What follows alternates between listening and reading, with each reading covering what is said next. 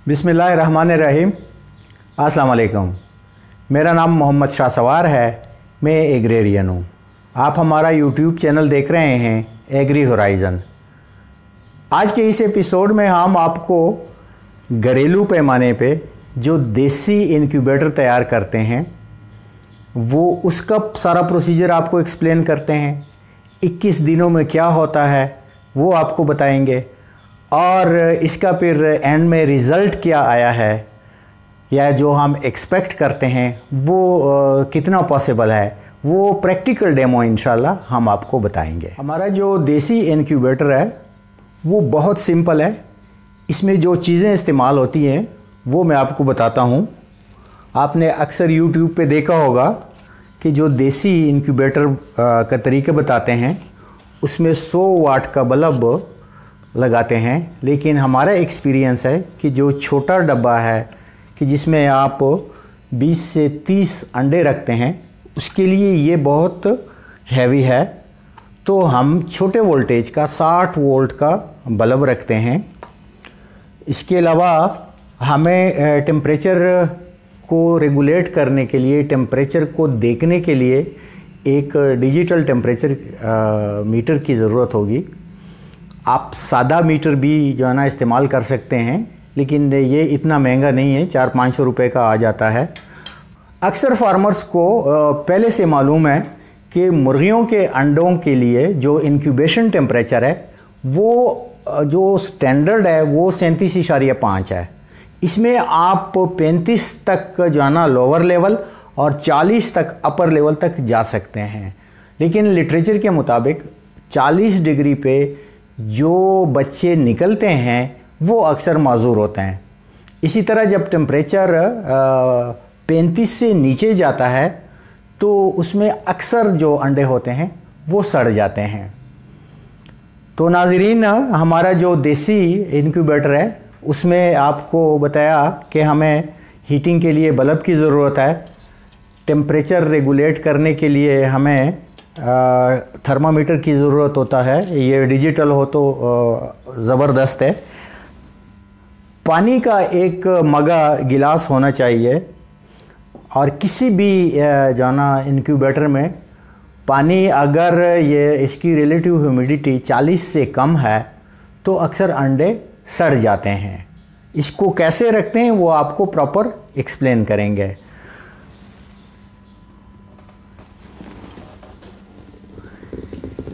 बीस से 30 अंडों की इंक्यूबेशन के लिए आप मीडियम साइज़ का एक डब्बा इस्तेमाल कर सकते हैं। इसमें आसानी से आपके अंडे एकमोडेट हो जाते हैं। इसके जो ऊपर फ्लैप्स हैं ये आपने बंद नहीं करने, बल्कि टेम्परेचर को रेगुलेट करने के लिए आप इसको टाइम टू टाइम कम भी करेंगे, खोलेंगे या बंद करेंगे।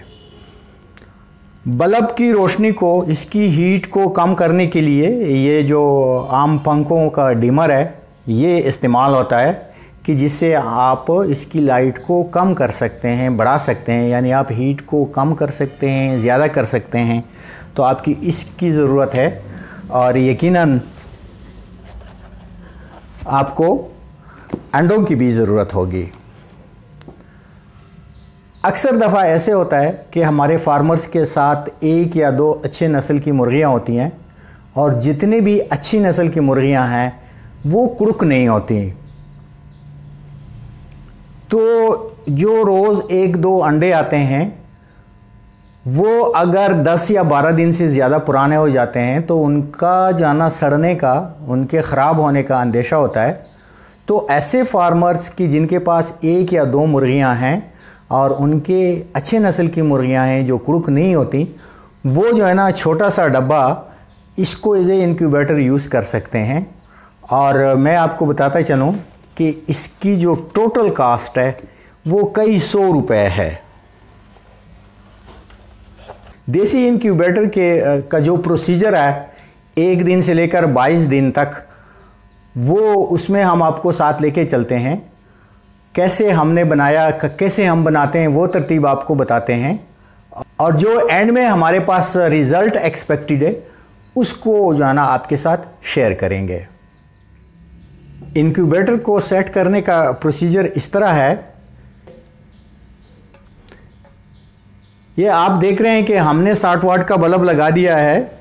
इसको कैसे रेगुलेट करते हैं ये आपको अगले मिनट में बताएंगे।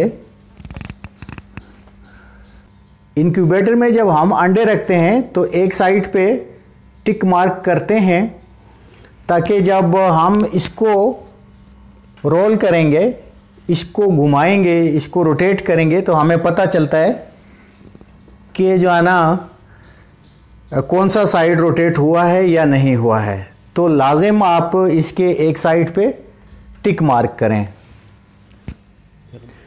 जी, इंक्यूबेटर में हमने एस्ट्रोलोप के, जो ब्लैक एस्ट्रोलोप हैं, उसके अंडे रखे हैं 24, और अभी हम इसमें ह्यूमिडिटी को मेंटेन करने के लिए पानी रखेंगे। ये पानी हर तीसरे चौथे दिन के बाद आपने इसमें मज़ीद डालना है, क्योंकि ये इवोपोरेट होता है। अगले स्टेप में हम इसका जो है ना लाइट एडजस्ट करते हैं, और जैसे ये जो डिमर है इससे लाइट बढ़ती है और कम भी होती है। इनिशियली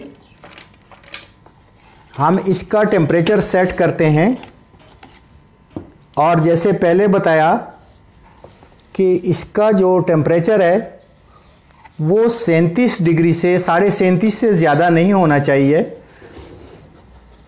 38-39 तक भी चल जाता है, लेकिन 40 से किसी भी सूरत में ज़्यादा नहीं होना चाहिए। ये आप देखेंगे कि अगले 2-3 मिनटों में टेम्परेचर शूट करेगा, और इब्तिदाई 2-3 दिनों में हमने इस पे अच्छा खासा नज़र रखना है कि अगर टेम्परेचर घटता है तो हमने बल्ब की जो लाइट है वो तेज़ करनी है, अगर ज़्यादा होता है तो हमने इसको कम करना है। कभी ऐसा भी होता है, गर्मियों का सीज़न है, ये देखें टेम्परेचर 30.7 पे चला गया, तो कभी ऐसा भी होता है कि टेम्परेचर जो बल्ब का मिनिमम लेवल है उस पे भी 37 से ऊपर चलता है। तो उस सूरत में हमने जो इंक्यूबेटर है इसके जो फ्लैप्स हैं ये जो है ना हमने पूरे पूरे खोल देने हैं। हमने दिन में कम से कम 2 दफ़ा, और ज़्यादा से ज़्यादा जितना भी पॉसिबल है ये हमने अंडों को रोटेट करना है। रोटेट करने से जो अंडे में न्यूक्लियस है वो भी साथ में रोटेट हो जाता है, और जो बच्चा निकलता है वो फिर क्रिपल्ड नहीं होता, माजूर नहीं होता।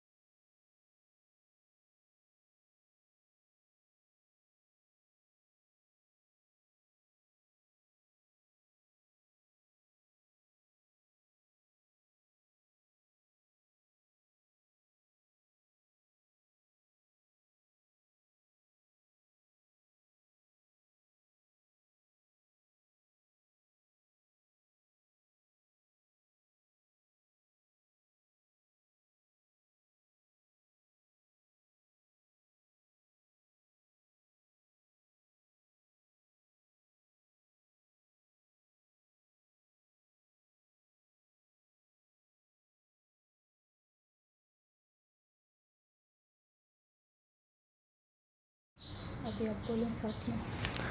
जी, आप देख रहे हैं, इस वक्त आप देख रहे हैं कि टेम्परेचर 37.5 पे आ गया है। ये आइडियल टेम्परेचर है। इसको हमने अगले 21-22 दिन तक मेंटेन रखना है, और इसके हीट को हम जो रेगुलेटर है, जो डिमर है, इस पे कम और ज़्यादा कर सकते हैं। अगर टेम्परेचर 37.5 से कम होता है तो हम इनके फ्लैप्स बंद करेंगे। अगर ज़्यादा होता है तो हम इनके फ्लैप्स को पूरा खोल लेंगे। अंडे दिन में 3-4 दफ़ा घुमाना लाजिम है, इससे बेहतरीन रिज़ल्ट आएंगे।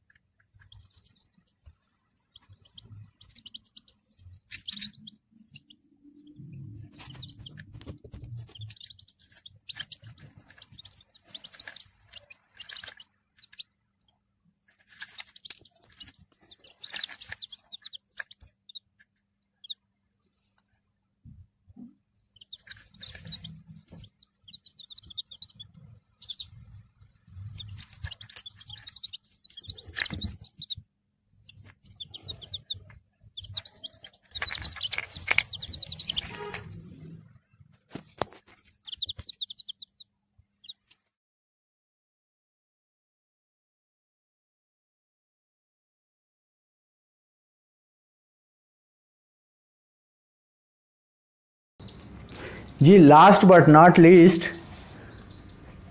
22 दिन के बाद के रिज़ल्ट आपके सामने हैं। हमारे 24 में से ये 5 अंडे सड़ गए हैं और ये हम चेक करेंगे, इसको तोड़ेंगे कि रीज़न क्या है, इसमें बच्चे बने नहीं बने। साथ में हमारे पास ये आप देख रहे हैं माशाल्लाह 19 हेल्दी ब्लैक एस्ट्रोलोप के चिकन्स हैं। इसके लिए हमने पानी का और ख़ुराक का बंदोबस्त डब्बे में किया था।